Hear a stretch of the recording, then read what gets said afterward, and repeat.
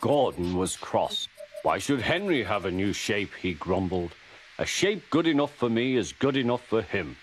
He goes gallivanting off to Crewe, leaving us to do his work, and comes back saying how happy he feels. It's disgraceful. And there's another thing. Henry whistles too much. No respectable engine ever whistles loudly at stations.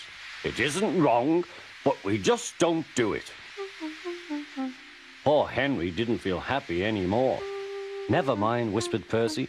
I'm glad you're home again. I like your whistling. Goodbye, Henry, called Gordon. We're glad to have you with us again, but remember what I said. Later, Henry stopped at Edward's station. Hello, Henry, said Edward. You look splendid. I was pleased to hear your happy whistle yesterday. Thank you, Edward, smiled Henry. Shh, shh. Can you hear something? It sounds like Gordon, said Edward, and it ought to be Gordon. But Gordon never whistles like that. It was Gordon. He came rushing down the hill at a tremendous rate. He didn't look at Henry, and he didn't look at Edward. He screamed straight through the station and disappeared. Well, said Edward. It isn't wrong, chuckled Henry, but we just don't do it. And he told Edward what Gordon had said.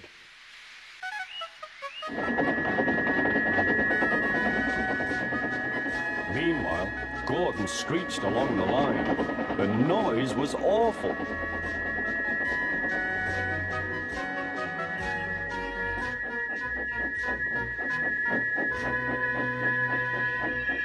At the station, everyone held their ears. The Fat Controller held his ears too. Take him away, he bellowed, and stop that noise!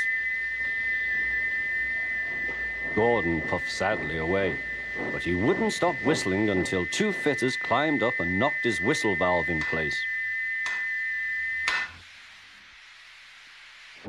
That night, Gordon slunk into the shed. He was glad it was empty. It isn't wrong, murmured Henry to no one in particular, but we just don't do it. No one mentioned whistles.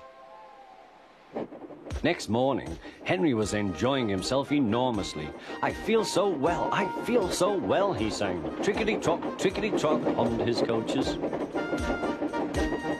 Then he saw some boys on a bridge. Peep, peep, hello, he whistled. Oh, he called. The boys didn't wave and take his number. They thought it fun to drop stones on him instead.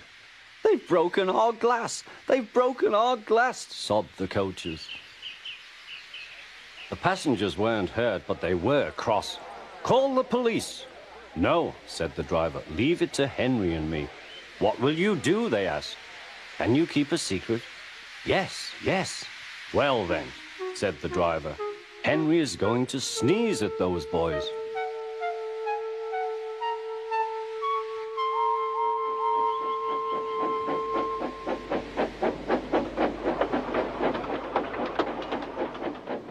Lots of people were waiting at the station just before the bridge. They wanted to see what would happen. Henry has plenty of ashes, said the driver. Please keep all windows shut till we have passed the bridge. Henry is as excited as we are, aren't you, old fellow? Henry was feeling stuffed up. Soon they could see the boys, and they all had stones. Are you ready, Henry, said his driver. Sneeze hard when I tell you. Now, he said. Achoo-shoo!